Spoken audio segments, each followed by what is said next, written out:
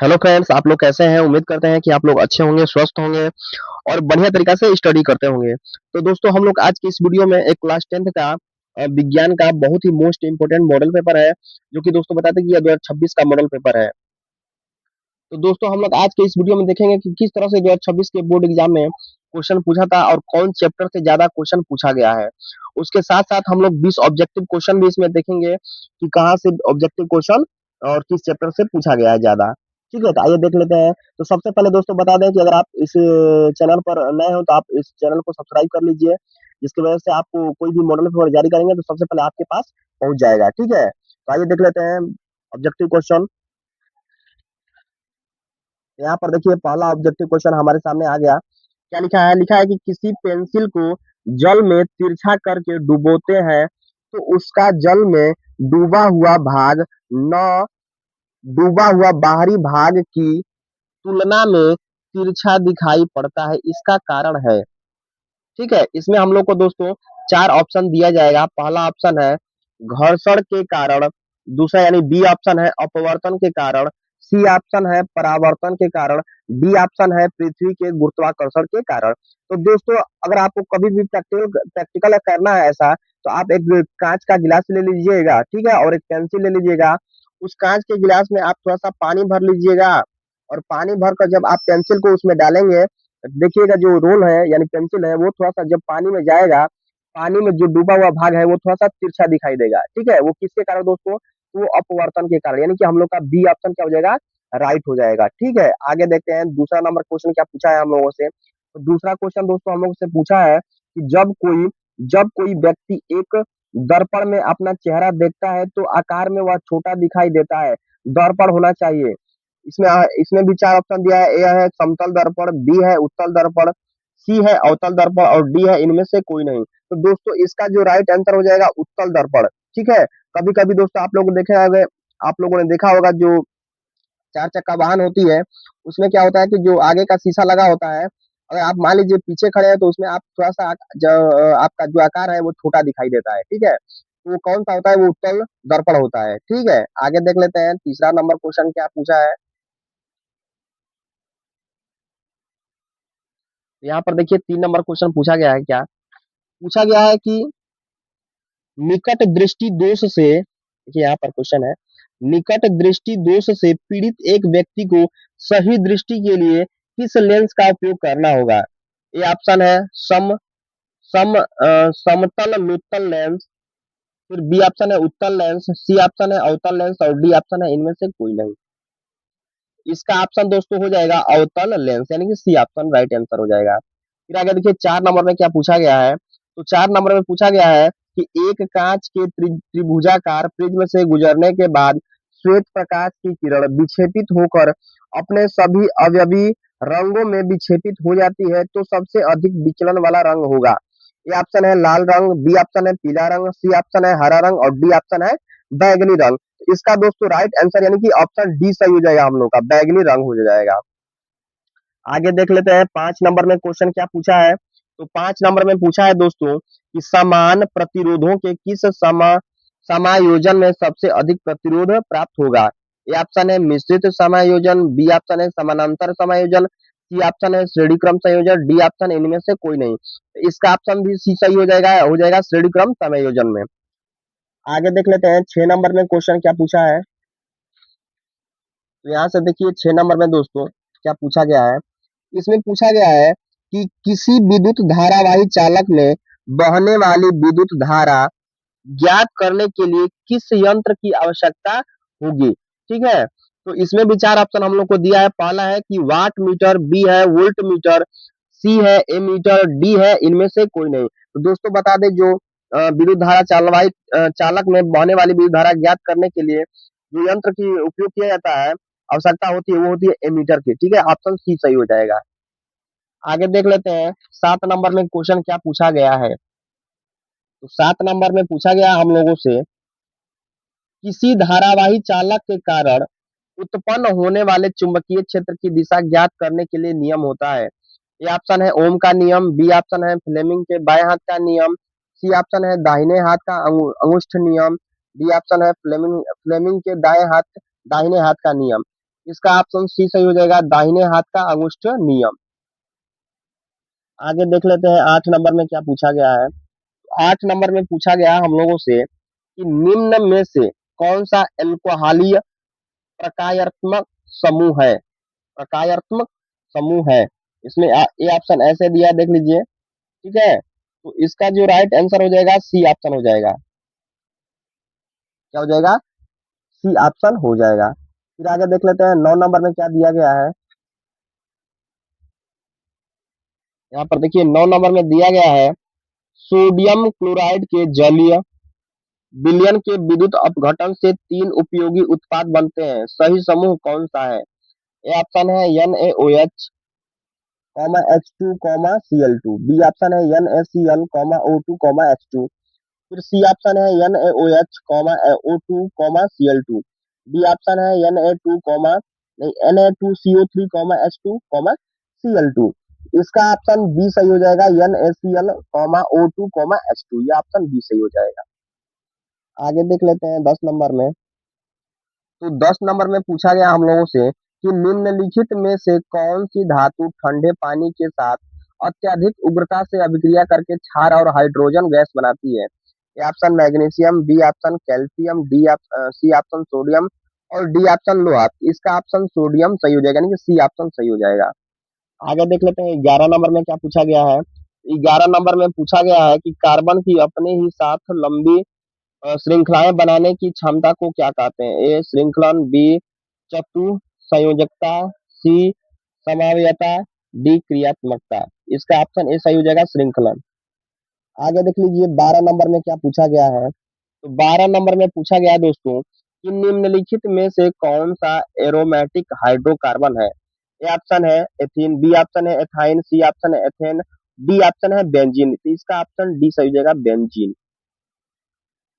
आगे देख लेते हैं 13 नंबर में क्या पूछा गया है।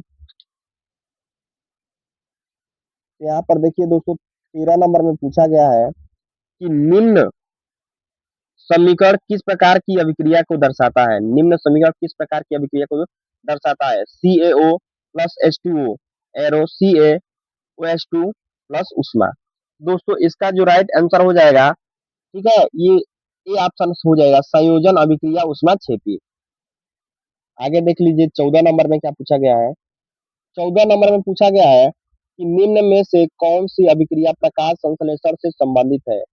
ए ऑप्शन दिया है 6 CO2 प्लस 12 H2O, फिर दिया एरो नाइट्रोजन सूर्य का प्रकाश, C6H2H12O6 plus 6O2 plus 6H2O, फिर ग्लूकोज दिया है। ये ग्लूकोज का क्या है दोस्तों, ये फॉर्मूला है।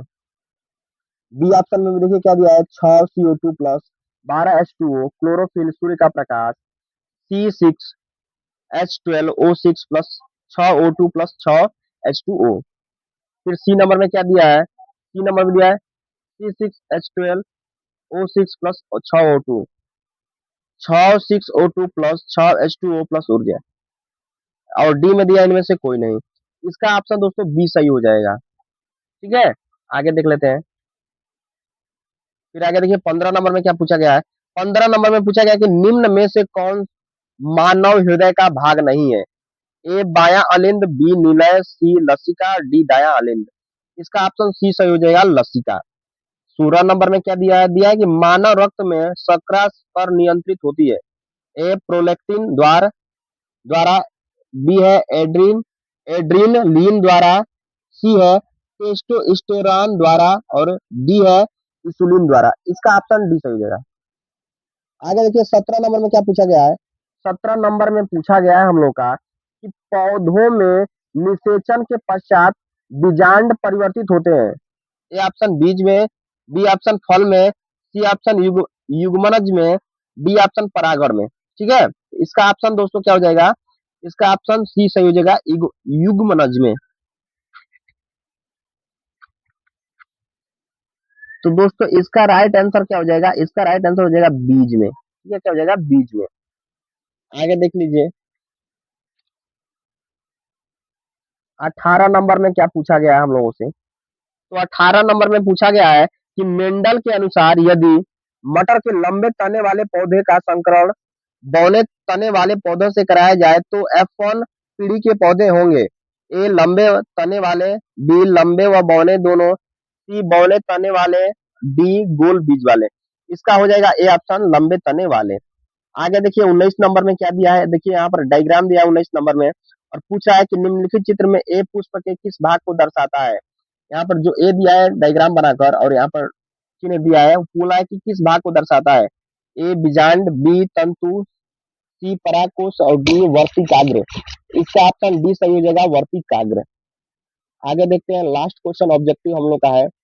20 नंबर में क्या पूछा है कि परितंत्र में द्वितीय पोषी स्तर का निर्माण करते हैं। ए सर्वाहारी, बी मांसाहारी, सी प्राथमिक उपभोक्ता, डी उत्पादक। ठीक है, तो दोस्तों इसका जो राइट आंसर हो जाएगा वो हो जाएगा प्राथमिक उपभोक्ता। आगे देख लेते हैं क्वेश्चन क्या है। यहाँ से क्वेश्चन स्टार्ट हम लोग का है। पहला है कि एक उत्तल लेंस से किसी वस्तु का वास्तविक तथा आवर्धित प्रतिबिंब बनने का किरण आरेख बनाइए। कितने नंबर के लिए? तो 2 नंबर के लिए।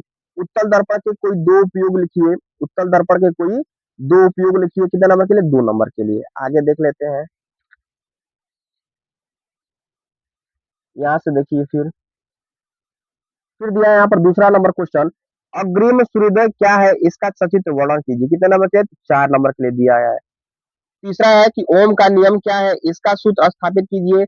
इसके सत्यापन हेतु उपयुक्त परिपथ सहित व्याख्या कर। कितने नंबर के लिए? 4 नंबर के लिए। फिर 4 नंबर में क्वेश्चन क्या पूछा गया है, विद्युत धारा का ऊष्मीय प्रभाव क्या है, किसी चालक में धारा प्रवाहित करने पर उत्पन्न ऊष्मा का सूत्र लिखिए। कितने नंबर के लिए? 3 नंबर के लिए। फिर इसमें दूसरा दिया है 5 ओम प्रतिरोधक में धारा प्रवाहित करने पर 125 जूल प्रति सेकंड ऊष्मा उत्पन्न होती है। प्रतिरोधक के सिरों के बीच विभवांतर ज्ञात कीजिए। दोस्तों अगर ये दोनों आपको आ रहा है, ठीक है, तो आप कर सकते हैं। नहीं आ रहा है तो एक इसमें और अथवा करके दिया, आप उसको कर सकते हैं। घरेलू विद्युत परिपथ की संक्षिप्त वर्णन कीजिए, वर्णन इनका उपयुक्त चित्र सहित कीजिए। कितने नंबर के? तो दोस्तों ये 6 नंबर के टोटल पूछा गया है। या तो आप इन दोनों को कर दीजिए या तो आप अथवा जो दिया है आप इसको कर दीजिए। आगे देखिए 5 नंबर में क्या पूछा गया है, तो ये पूछा गया 5 नंबर में, जब लोहे की कील को कॉपर सल्फेट विलयन में डुबाया जाता है तो विलयन का रंग क्यों बदल जाता है, रासायनिक समीकरण लिखिए। ये आपको प्रश्न पूछा है। फिर आगे देखिए दूसरा है, जब धातु कार्बोनेट की अणु हाइड्रोक्लोरिक अम्ल के साथ अभिक्रिया कराई जाती है तो क्या होता है, संतुलित रासायनिक समीकरण लिखिए। तो दोस्तों ये दोनों 4 नंबर के लिए पूछा गया है। आगे देख लेते हैं। तो हम लोग का यहाँ से फिर पूछा गया है 6 नंबर का क्वेश्चन, समजातीय श्रेणी क्या है उदाहरण सहित लिखिए। कितने नंबर के लिए? तो यहाँ पर एक और दिया है, कार्बन में सहसंयोजी आबंध को समझाइए। दोनों मिलकर 4 नंबर के लिए है। 7 नंबर में पूछा गया है कि धातुओं की अभिक्रियाशीलता श्रेणी में स्थान के आधार पर धातुओं के निष्कर्षण की विभिन्न विधियों को समझाइए। कम, मध्यम तथा अधिक अभिक्रियाशील धातुओं के निष्कर्षण के एक एक उदाहरण दीजिए। कितने नंबर के लिए दोस्तों? तो एक और इसमें दिया है 3 नंबर के लिए एक क्वेश्चन है, लिटमस किस प्राकृतिक स्रोत से प्राप्त होता है। उदासीन माध्यम में लिटमस विलयन का स्वाभाविक रंग क्या होता है। लिटमस के अतिरिक्त 2 अन्य प्राकृतिक सूचकों के नाम लिखिए। तो दोस्तों ये दोनों मिलकर 6 नंबर का, यानी कि 3 नंबर के लिए ये और 3 नंबर के लिए ये, दोनों टोटल मिलकर 6 नंबर के लिए पूछा गया है। आगे देख लेते हैं। अगर आपको ये दोनों आ रहा है तो कर दीजिए, नहीं आ रहा तो अथवा में एक और दिया, आप इसको कर सकते हैं।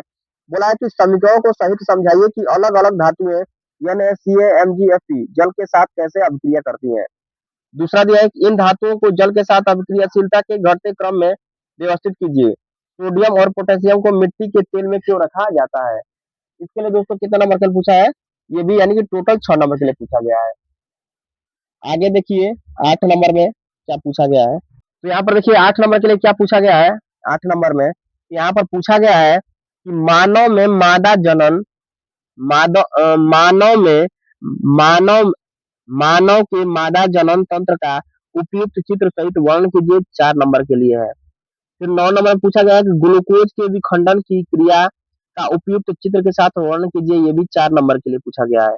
10 नंबर में क्या पूछा गया है, परितंत्र के विभिन्न पोषण स्तरों में ऊर्जा प्रवाह का विस्तार से सचित्र वर्णन कीजिए। कितने नंबर के लिए? तो 4 नंबर के लिए किया पूछा है।